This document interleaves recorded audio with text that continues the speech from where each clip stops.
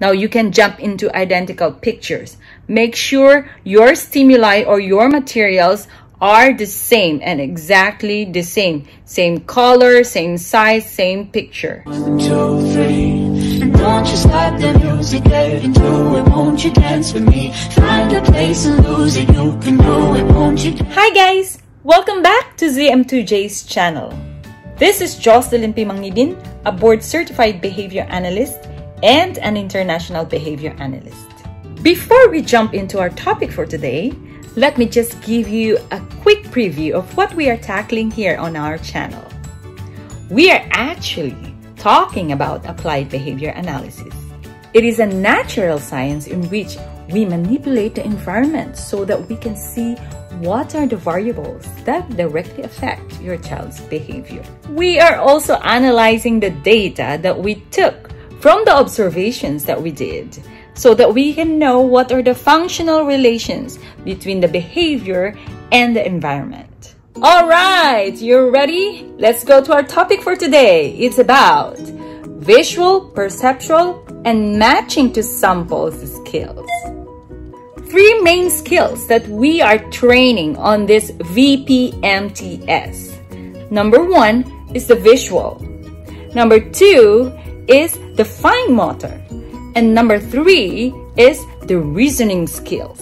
So with that, what are the levels or what are the parts of training of visual, perceptual, and matching to samples? Let's go! Let's talk about it.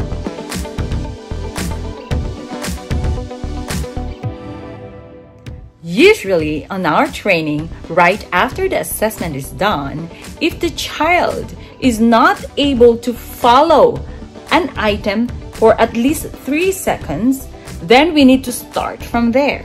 Please take note that this is not the same as the eye contact program because we are targeting the focus of the child to any item. It could be reinforcing or motivating, but sometimes it could be just a toy that they're playing. Okay, so we are targeting them to follow at least 3 seconds that item wherever you want them to follow. And yes, just a quick review, you need a reinforcer to any programs or any skills that you want to train, especially you want to strengthen. Now, when the following of items is strong enough, then we can go to another stage, which is we can go to puzzle. 3 pieces of puzzle. Take a look at this. 2, 3. And that.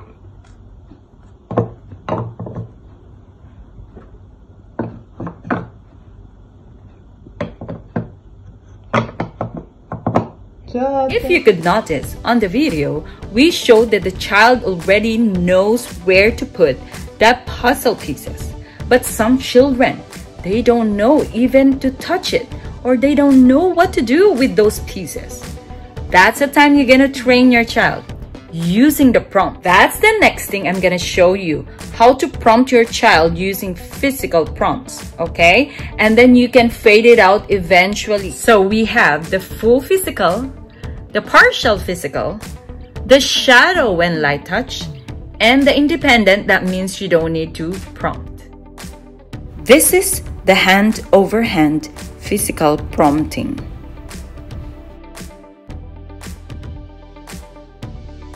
This is the partial physical prompting.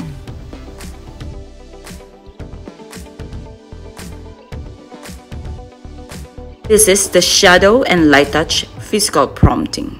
Now, when the 3-piece puzzle is done, like he mastered it, then that's the time you can jump into 6 pieces, 8-piece puzzle, or even more than pieces, okay? So that also can practice their fine motors and also their visual. Next, you are ready for identical matching. So you can use either pictures or objects.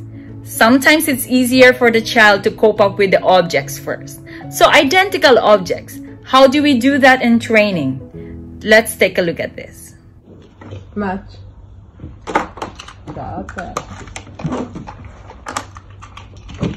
Match. Sa terhad. Match. The same idea. If the child doesn't know how to do the matching, of course, in the beginning, then you have to prompt. The same prompting. Now, there are some prompts that are gestural. It's okay. You can just fade out the prompt using the time or 2 seconds delay, 4 seconds delay before you do the gesture. Or you can just make some distance, little by little, away from the target item that you want your child to match with. The video that I showed you has only 3 arrays, okay? So you can increase the arrays accordingly so that you can train more generalizations in the matching of identical objects. Now you can jump into identical pictures. Make sure your stimuli or your materials are the same and exactly the same. Same color, same size, same pictures. Okay? So that it's easier for you to train. That is for identical. Now, let's go to the next level. That is non-identical matching.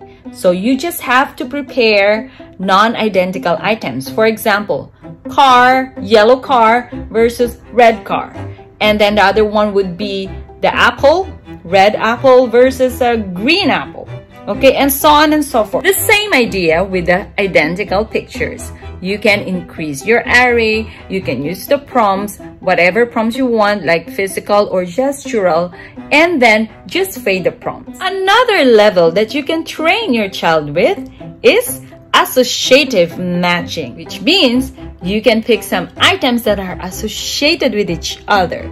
For example, pencil, paper. Then we have the toothbrush and toothpaste, fork and spoon, table and chair, and so on and so forth. And eventually, remember, this matching doesn't have any verbal, okay? The response is all physical, like they need to act. But eventually, when you're training the associative matching, you can ask them, what goes with toothbrush? And then they will match it while saying toothpaste. And then later on, you can take off the pictures and then it will be like intraverbal. What goes with toothbrush? Toothpaste. So it's easy to derive the training into verbal from the pictures that you used. Let's go to another part, which is the sorting. Sorting, we have lots of categories. We have colors, we have shapes, we have animals, we have whatever categories that you can find, like fruit, like food, and so on and so forth. Just find clear pictures according to that categories, 5 pictures on each category, okay? And then try to sort 2 at a time, all right? And then you can just ask your child, sort it, and then prompt your child accordingly. And of course, give the reinforcer at the end of the sorting. So I guess that's it, guys. Thank you so much for staying with me, and I hope you learned something about visual, perceptual, and matching to samples skills. Don't forget to leave a comment below whatever your questions are, and I will be very happy to entertain them. Again, don't forget to subscribe, hit the notification bell, and hit the like button so that in the future you can be notified for the new videos. Thanks so much. God bless you all. Bye!